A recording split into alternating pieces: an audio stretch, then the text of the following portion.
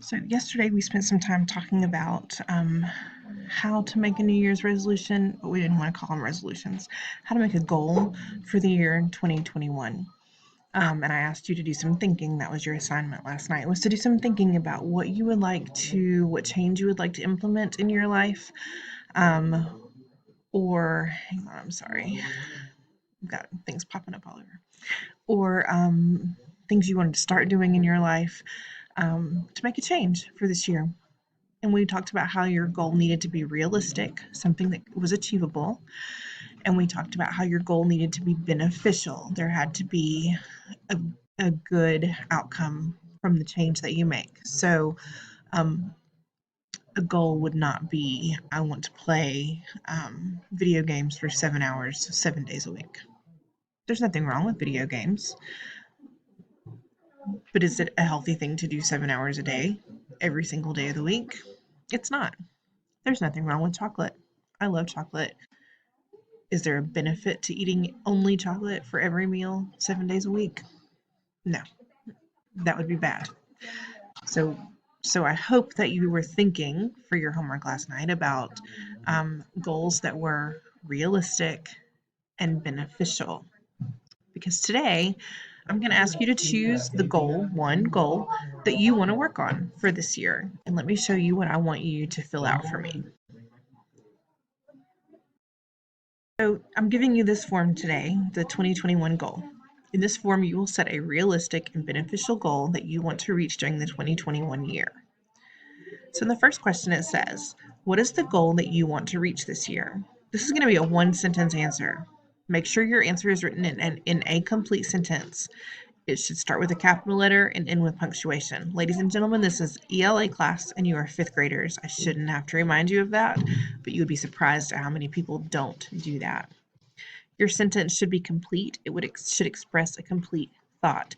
It might look something like this. During the 2021 year, I will work to, and then tell me what your goal is.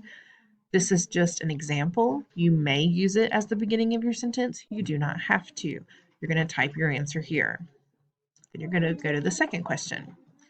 How will you reach this goal? What steps will you take? What will it look like to work toward this goal?